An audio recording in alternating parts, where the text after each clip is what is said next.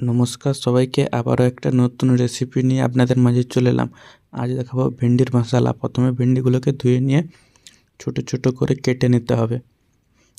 তারপর কড়াইতে তেল গরম করে ফোড়ন দিয়ে দেবো। ফোড়নে দেবো তেজপাতা, শুকনো লঙ্কা ও 5 ফোড়ন। তারপরে ভেন্ডিগুলোকে দিয়ে ভালো করে উল্টে পাল্টে ভেজে নিতে হবে সাইড, যতক্ষণ না হালকা ভাজা টাইপের স্পট আসছে। আপনারা যারা ভেন্ডি খেতে ভালোবাসেন না তারাও একবার এটা ট্রাই করে খেয়ে দেখুন, আশা করছি ভালো লাগবে। আর যারা ভালোবাসে এটাকে অবশ্যই ট্রাই করে করবেন। এরপর দিয়ে দেবো কুচনো পেঁয়াজ, যখন ভেন্ডিটা একটু ভাজা হয়ে আসবে তারপরে পেঁয়াজটা ভেজে তারপরে দিয়ে দেবো পরিমাণ মতো হলুদ ও লঙ্কা গুঁড়ো ও জিরে গুঁড়ো। এগুলোকে দিয়ে ভালো করে উল্টে পাল্টে নেড়ে নেবো একসাথে। ভালো করে ভেন্ডির সাথে একসাথে মিশিয়ে নেব।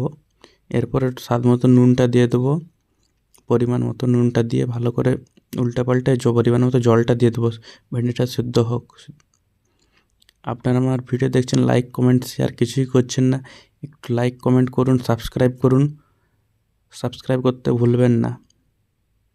ভেন্ডিটাকে ভালো করে ফুটুক জলে, যেইভাবে ভালো করে ফুটিয়ে নিতে হবে, তাহলে ভেন্ডিটা নরম হবে ও স্বাদ অনেক ভালো লাগবে। এই দেখুন জলটা মরে আসছে, এবার প্রায় হয়ে আসছে ভেন্ডির রেসিপিটা।